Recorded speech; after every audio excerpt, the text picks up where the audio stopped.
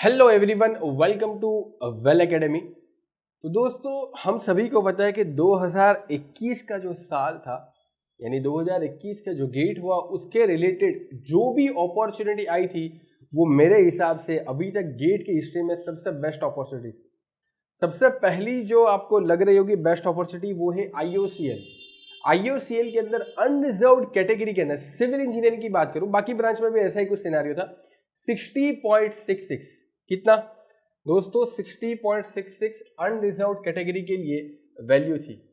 Unreserved category के लिए 60.66, ठीक है। इतने अगर आपके मार्क्स है तो आप इंटरव्यू के लिए एलिजिबल बन जाओगे। आईओसीएल जो कि पब्लिक सेक्टर कंपनी है, सभी को पता है, बहुत बड़ी कंपनी है, महारत्न भी बन चुकी है अब तो, ठीक है। तो महारत्न पीएसयू के अंदर आपको 60.66 मार्क्स अनरिजर्व्ड कैटेगरी के लिए, और आपको उसके लिए जो ऑफर होता है, मतलब पैकेज वगैरह हो तो काफी बेहतर होता है। आप सभी ने पढ़ा होगा। तो ये ऐसा पहले कभी नहीं हुआ था, ऐसा पहले कभी नहीं हुआ था। 2021 के अंदर ऐसा हुआ। आईओसीएल के अलावा हम और पीएसयूज की बात करें तो और पीएसयूज भी कोरोना के बाद जस्ट स्टार्ट ही हुई थी। कोरोना के अंदर बहुत सारे पीएसयूज ने रिक्रूटमेंट को दबा दिया था, मतलब इतनी रिक्रूटमेंट नहीं हो पाई थी, तो उसकी वजह से यहाँ पर बम्प हुआ, ठीक है, कि अब उनको ज्यादा बंदों की नीड है, या ज्यादा इंजीनियर्स की नीड है, या ज्यादा लोगों की नीड है, तो उन्होंने अच्छा रिक्रूटमेंट किया है, बाकी कंपनीज ने भी।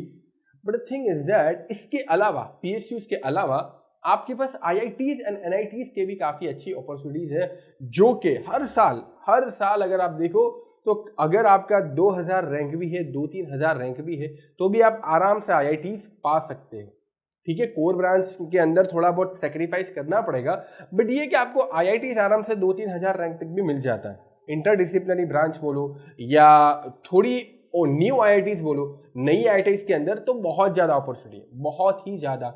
मतलब इनफैक्ट 600 स्कोर, 650 स्कोर तक भी, 600 या 650 स्कोर बोल रहा हूं आउट ऑफ 1000, उसमें भी आपको आईआईटी मिल रही है, उसमें भी आपको आईआईटी मिले। तो क्या ही चाहिए अब, क्या ही चाहिए। बस मुझे तो ऐसा लगता है प्रिपरेशन करने वालों की कमी है, बाकी उसके थ्रू जो अपॉर्चुनिटी मिल रही है उन लोगों की कमी नहीं है। क्योंकि आपको पीएसयू भी देखो अलॉट कर रहा है इतने मार्क्स में, आपको आईआईटीज भी मिल रही है, एनआईटीज का तो पूछे ही मत भाई, आराम से एनआईटीज भी मिल जाती है। जो ओल्ड चीजें हैं, जो पुरानी और कोर चीजें हैं, उनकी वैल्यू तो डेफिनेटली रहती है, बट जो नई आईआईटीज है या नई एनआईटीज है या इंटरडिसिप्लिनरी ब्रांच है, तो वहां पर तो भाई उनका ऐसा होता है कि भाई आ ही जाओ हमारे अंदर, वैसा ही होता है, ठीक है। तो जिनका आईआईटी एनआईटी का ड्रीम है वो आराम से फुलफिल हो सकता है गेट के थ्रू, जिनका पीएसयू का ड्रीम है वो भी आराम से फुलफिल हो सकता है। But the thing is that मेहनत करने वाले होने चाहिए। तो आज का हमारा जो सेगमेंट है वो आखिरी 4 महीने बचे हैं।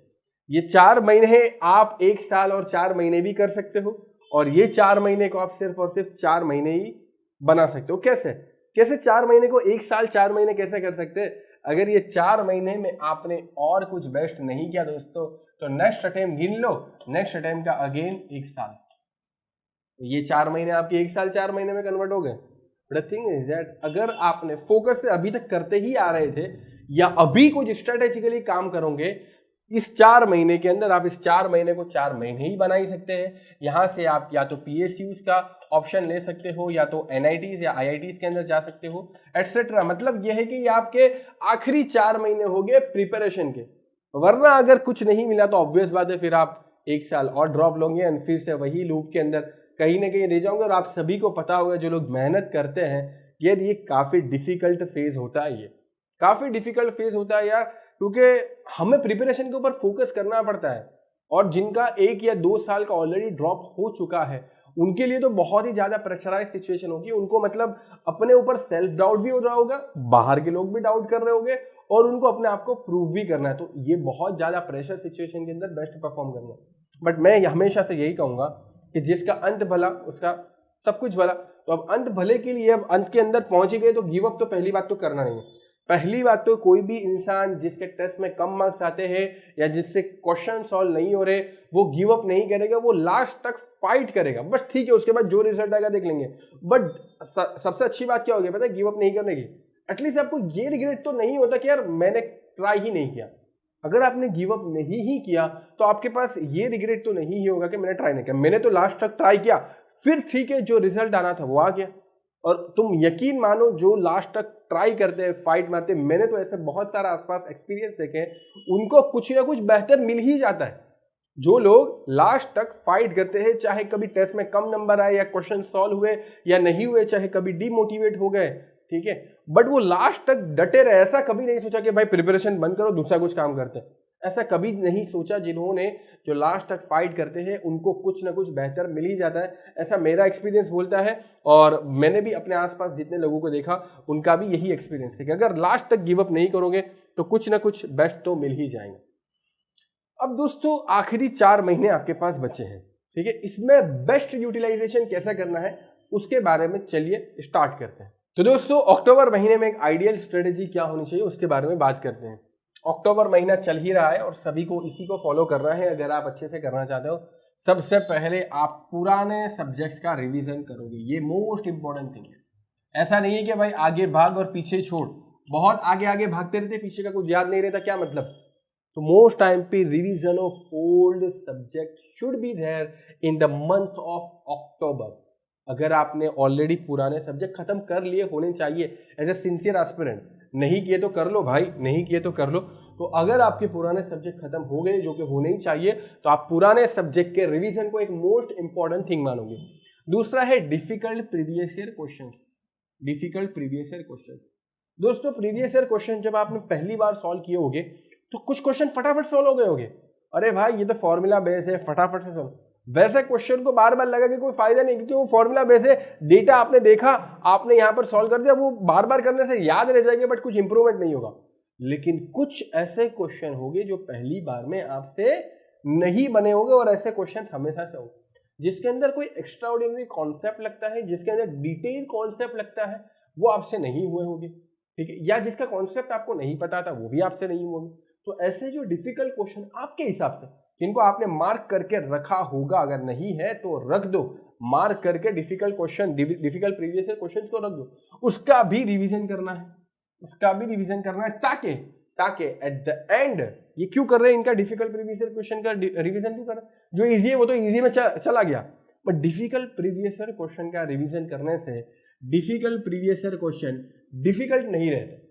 क्या बोल रहा हूं, डिफिकल्ट प्रीवियस ईयर क्वेश्चंस का रिवीजन करने से डिफिकल्ट क्वेश्चन डिफिकल्ट नहीं रहते, over a period of time वो भी आपके लिए फैमिलियर हो जाते हैं। और जब डिफिकल्ट क्वेश्चन फैमिलियर हो गए तो गेट में अगेन कंसेप्ट वाले क्वेश्चन या डिफिकल्ट क्वेश्चन आएंगे, आपके लिए वो आसान बात बन चुकी होगी। इसलिए डिफिकल्ट प्रीवियस ईयर क्वेश्चन का रिवीजन करना जरूरी है। लर्निंग न्यू सब्जेक्ट, बहुत सारे एस्पिरेंट इंक्लूडिंग टॉप 100 वाले, उनका भी अभी नहीं हुआ होगा सिलेबस, कोचिंग में देख लो, हम तो पढ़ाते तो हमको पता ही है, नहीं हुआ है कंप्लीट सिलेबस अभी, नहीं हुआ है कंप्लीट सिलेबस अभी, तो कोई बात नहीं, अक्टूबर महीना है, नवंबर या दिसंबर तक सारे सब्जेक्ट कंप्लीट हो ही जाते हैं। तो नए सब्जेक्ट की लर्निंग भी चालू होगी, बड़े बड़े क्लासेस हो गए, 5 घंटे के, 9 घंटे के, 10 घंटे के, सभी जगह चालू है और हम लोग भी लेते हैं, तो हमको तो आइडिया है। तो नए सब्जेक्ट भी आपके जो पैरेलल चल रहे हैं दोस्तों, उसको भी आपको, ऐसा नहीं है कि भाई पुराने के चक्कर में नए को नहीं कर पा रहा है, या ऐसा भी नहीं होना चाहिए कि नए के चक्कर में पुराने सब्जेक्ट नहीं हो। दोस्तों ये टफ सिचुएशन है, लेकिन यकीन मानिए ये 4 महीने ही तो है दोस्तों, ये टफ सिचुएशन चला जाएगा, आपका अचीवमेंट हमेशा रहेगा। क्या बोलता हूँ मैं, टफ सिचुएशन चला जाएगा, आपका अचीवमेंट हमेशा रहेगा। तो लर्निंग ऑफ न्यू सब्जेक्ट, चाहे आपकी कितनी भी लंबी लंबी क्लासें हो, 5 घंटे की क्लासें हो या 8 घंटे की क्लासें हो, क्लास में तो अटेंड करना है, और नए सब्जेक्ट को भी कॉन्सेप्ट वाइज, ऐसा नहीं है कि चलो सर पढ़ा रहे बाद में देख लेंगे वीडियोस, अगर ऑनलाइन पढ़ते हो, या बाद में किसी से समझ लेंगे, ऐसा मत करना, ऐसा बिल्कुल भी मत करना। नए सब्जेक्ट को भी पैरेलली चलते जाना और करते जाना, यही बेस्ट चीज है। ऐसा कभी मत करना कि पुराने और नए के बीच में कोई बाइफर्गेशन रखना, नए सब्जेक्ट को करना है और पुराने सब्जेक्ट को भी दिल लगा कर रखना है, क्योंकि उसको भी रिवीजन करते रहना है।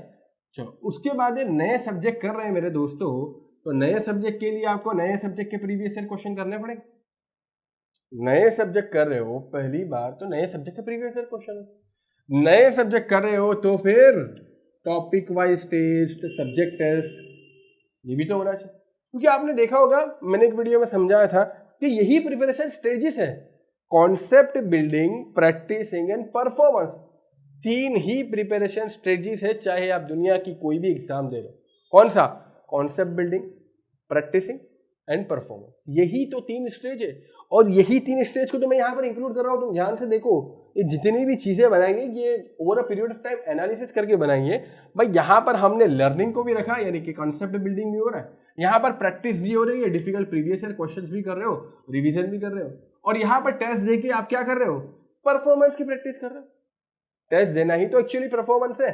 एक्चुअल आप दोगे, आप गेट की एग्जाम दोगे, वो भी एक तरीके से क्या है, टेस्ट ही है ना भाई, ऑनलाइन टेस्ट ही तो है, ऑनलाइन टेस्ट ही तो है, तो वो एक परफॉर्मेंस हुआ। तो तीनों चीजों की यहाँ से हैबिट हो रही है, ये इसीलिए मैंने यहाँ पर इसको रखा है ना। प्लस एक्स्ट्रा क्वेश्चंस, CTQs और अदर। भाई आप सोच रहे हो कि एक दिन में करना है क्या सर? सर एक दिन में हमारे पास 24 घंटे होते हैं, एक दिन में हो जाएगा क्या इतना? नहीं दोस्तों, इसको प्लान आउट करना है। वीकली प्लान आउट करो, मंथली प्लान आउट करो। अक्टूबर का पूरा महीना है दोस्तों, ठीक है, अक्टूबर का पूरा महीना है, तो इसको आपको वीकली या मंथली प्लान आउट करना है। प्लस माइनस 1-2 डेज चलता है भाई, इतनी चीटिंग चलती है, but the thing is that you have to plan out all this thing, not in a single day but on weekly basis या मंथली बेसिस। शॉर्ट नोट्स को भी रिवाइज करते रहना, रिवाइज इन द सेंस कोई और चीज आपको add करनी है तो करते रहना।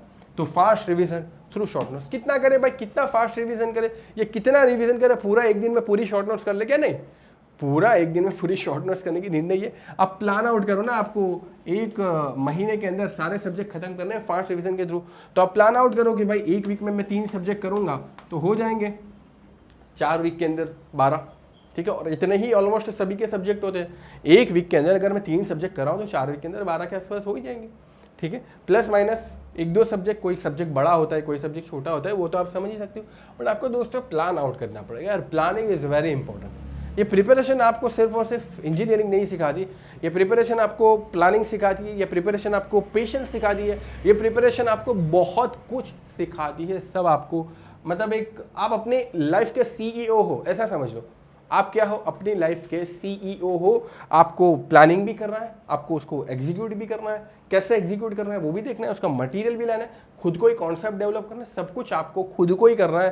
तो वही हो, आप अपनी लाइफ के CEO हो, ऐसा समझ लो प्रिपरेशन के दौरान। और इसके अंदर बहुत ज़्यादा स्किल डेवलप होगी other than the engineering concept, जैसा कि मैं आपको समझा चुका हूँ, ठीक है। तो ये अक्टूबर महीने के अंदर जितनी दोस्तों यहाँ पर सारी चीज़ें लिखी है, ऐसा मैं उम्मीद करता हूँ कि आप लोग भी इसको फॉलो करोगे और कहीं ना कहीं प्लान आउट करोगे। दोस्तों ये तो बहुत आइडियल अगर आपको लग रहा है तो आप इसका 80% भी कर लो ना, तो अभी आपकी नैया पार हो जाएगी। 80% कर लोगे तो भी नैया पार हो जाएगी। तो ये था दोस्तों मंथ ऑफ अक्टूबर।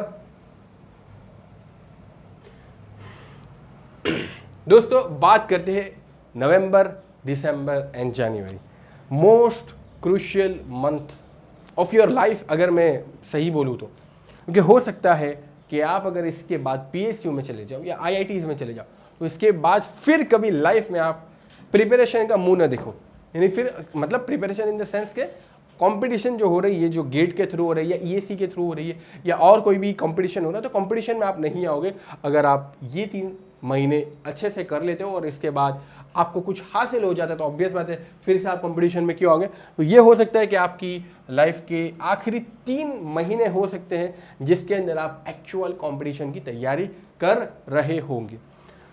नवंबर के महीने के अंदर जो हमने पूरा अक्टूबर के अंदर किया है उसको भी करना है, बट नवंबर के अंदर से ही दोस्तों फुल लेंथ टेस्ट सीरीज, चाहे आपका सिलेबस कंप्लीट हुआ है या न हुआ है, फुल लेंथ टेस्ट सीरीज आपको स्टार्ट कर देनी है। 4 ही, मात्र 4, सिर्फ और सिर्फ 4 ही फुल लेंथ टेस्ट मैं यहाँ पर रख रहा हूँ। आपको हर वीक एक दिन, ये पूरा नवंबर महीना खत्म हो जाएगा, हर वीक में एक दूंगे, पूरे महीने के अंदर 4 टेस्ट दूंगे। यहाँ पर मैंने एक चीज़ बोली जो अगर आपने नोटिस किया, चाहे सिलेबस खत्म हुआ हो या ना हुआ हो, 60% हुआ है तो भी देनी है, 50% हुआ है तो भी देनी है, 70% हुआ है तो भी देनी है, पूरा हो गया तो बहुत अच्छा, तब तो देनी है। इससे फ़ायदा ये होगा कि आपकी हैबिट बनेगी दोस्तों, आपकी हैबिट बनेगी। अगर आप यहाँ पर स्किप कर दोगे तो यहाँ पर डिफिकल्टी आने वाली है। पहली 4 टेस्ट में डेफिनेटली आपको डिफिकल्टी आने वाली है। वो डिफिकल्टी को अगर आप नवंबर महीने में ही फेस कर लेते हो तो दिसंबर और जनवरी में इसकी जो लर्निंग होगी ना, उसको अप्लाई कर पाओगे। नहीं तो आखिरी 2 महीने में ही डिफिकल्टी फेस करते रहोगे और एक तरफ आपके पास टाइम का प्रेशर होगा, एग्जाम नजदीक आ रहा है और दूसरी तरफ आपके पास डिफिकल्टीज आ रही है, तो आप कहीं ना कहीं गिव अप कर दोगे। और वो मैं नहीं चाहता कि आप करो। इसलिए मैं आपको पहले से ही प्रिपेयर करवाने की ट्राई करता हूं कि पहले ही आप डिफिकल्ट सिचुएशन को नवंबर महीने के अंदर ही ले लो बाय अपीयरिंग इन टेस्ट।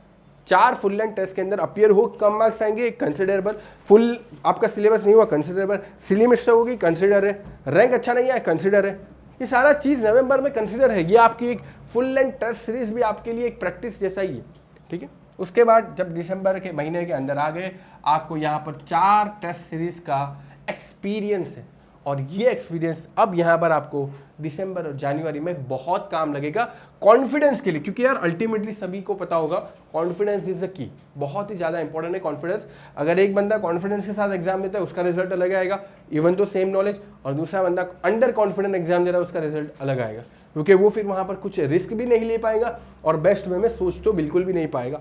इसलिए 4 एफएलटीज में आपने जो भी गलती कर दी है अब वो यहाँ पर कॉन्फिडेंस के अंदर कन्वर्ट हो जाएंगी by revision of previous year subject, additional 8 FLTs जो आपने 8 और 4 12 हो जाएगी पूरी, एंड लर्निंग्स तो दोस्तों रुकनी ही नहीं चाहिए, चाहे वो लर्निंग आपके रिवीजन से हो, चाहे वो लर्निंग आपके एडिशनल फुल लेंथ टेस्ट से हो, चाहे वो लर्निंग आपकी छोटी मोटी टेस्ट से हो या प्रीवियस ईयर क्वेश्चन के सॉल्यूशन से हो या आपके CTQ से हो, लर्निंग तो इसीलिए हमेशा रहनी ही चाहिए। तो ये हो गया दिसंबर का आपका महीना। उसके बाद है जनवरी का महीना, जनवरी में रिवीजन, ठीक है। कोई भी कंपटीशन देख लो यार, रिवीजन इज द की, मतलब revision is most important thing, revision is the most important thing. और उसके बाद आप जितनी यहाँ पर टेस्ट देना चाहो उतनी दे दो, तो टोटल आप 20 टेस्ट तो आराम से दे सकते हो, क्योंकि 12 टेस्ट का एक्सपीरियंस आपको नवंबर और दिसंबर महीने के अंदर ही हो चुका है। 12 फुल लेंथ टेस्ट सीरीज का एक्सपीरियंस आपको नवंबर और दिसंबर महीने के अंदर हो चुका है।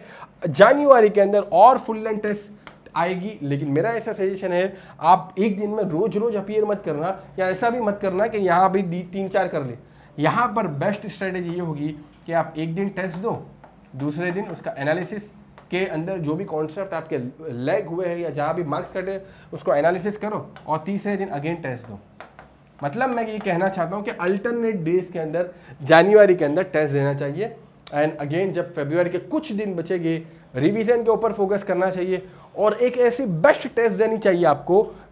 आपके पास कितनी सारी टेस्ट का एक्सपीरियंस हो गया, फरवरी के महीने में या जनवरी के एंडिंग में एक ऐसी बेस्ट टेस्ट देनी चाहिए जिसके अंदर आपके 80 के ऊपर मार्क्स आ जाए, और 80 के ऊपर मार्क्स आएंगे तो यार आपके पास इतना कॉन्फिडेंस हो गया, अगर मैं ये ऑनलाइन टेस्ट सीरीज के अंदर 80 के ऊपर ला रहा हूँ ऑफिशियली एग्जाम में, तो मैं वहाँ पर लाऊंगा, क्योंकि वो भी एक तरीके से ऑफिशियल यानी ऑनलाइन टेस्ट ही है, ठीक है, ऑनलाइन टेस्ट ही है। तो आपके पास ये कॉन्फिडेंस होगा और वो कॉन्फिडेंस के साथ आप बाजी जीत जाओगे। तो ये मेरा पूरा 4 मंथ का स्ट्रेटेजी था आपको समझाने का कि आप अगर इसको फॉलो करते हो डेफिनेटली आपको बहुत फ़ायदा होने वाला है। इसी के साथ दोस्तों वीडियो को एंड करते हैं। अपीयर करना, ठीक है, ये सारी चीज़ों को अप्लाई करना अपने डे टू डे शेड्यूल में, जो चीज़ बेस्ट लगी हो उसको ले लेना, जो चीज़ आपको लगता है कि यार ये मैं नहीं कर पाऊंगा तो उसको कुछ मॉडिफाइड करके अप्लाई करना, लेकिन अप्लाई जरूर से करना। वीडियो को एंड करते हैं, बाय, टेक केयर।